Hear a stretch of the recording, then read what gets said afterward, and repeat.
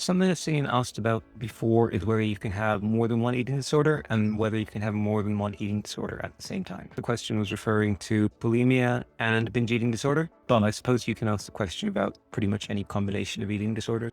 At this point, I'll add my standard disclaimer that if you have any questions, concerns, want advice about treatment, want help with diagnosis, speak to a qualified professional. That is very much not what I am. But maybe some of the information here is going to help you feel better informed when you go and get the support or help that you feel that you want or that you need. I'm going to talk more specifically about binge eating disorder and bulimia, but like I said, it may apply to another combination of eating disorder as well. So talking about binge eating disorder, my default definition is consumption of a large volume of food in a short span of time to the point of feeling uncomfortably full. And it's not always related to hunger. A lot of the time, hunger has nothing to do with it. Bulimia, or bulimia nervosa to give it its full name, there are some behavior patterns that overlap with binge eating disorder, but there are some differences as well. Bulimia is a little bit more cyclical in the sense that you may binge, but then you're also more likely to have some behavior to try and compensate for that binge. In terms of that compensating behavior, the most common ones you see referred to are self-induced vomiting and excessive amounts of exercise. In terms of similarities, both do involve a binge behavior pattern, so eating that large volume of food. It's also worth bearing in mind that both can cause severe mental and physical harm, and you should seek out help for both. The main difference, like I already mentioned, is that with bulimia, you're more likely to have some compensating behaviors after eating, whereas with binge eating disorder, that might not necessarily happen. Bear in mind that with binge eating disorder as well, you may still try and do something to compensate for binge, but from my understanding, the clinical recognition is going to be down a little bit more to the extent of your compensating behaviors and frequency of it. It's also worth bearing in mind that if someone is trying to induce vomiting, that is going to come with its own set of health risks as well. First of all, the body's not going to be absorbing the nutrition that it needs, so there's going to be severe undernourishment. And also inducing vomiting regularly is going to make you more prone to tooth decay as well. I guess the question in this context, if it's possible to have both, I would say yes.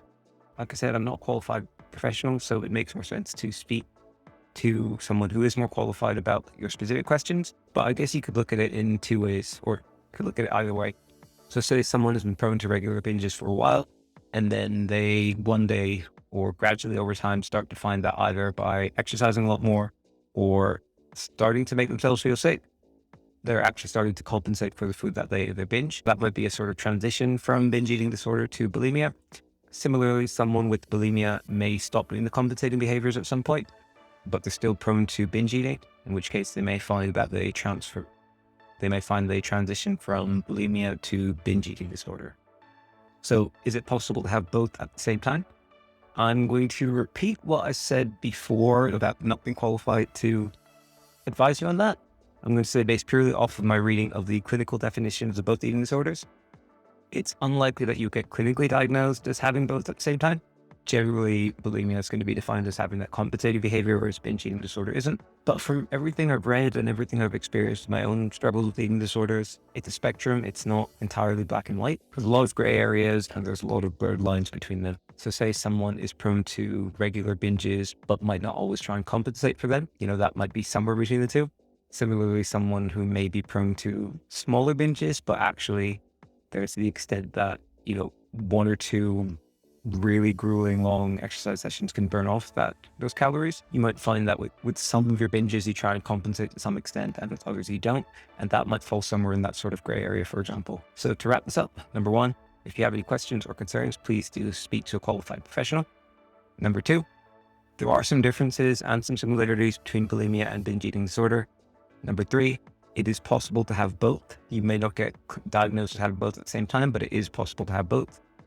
And number four, eating disorders don't look the same on everyone.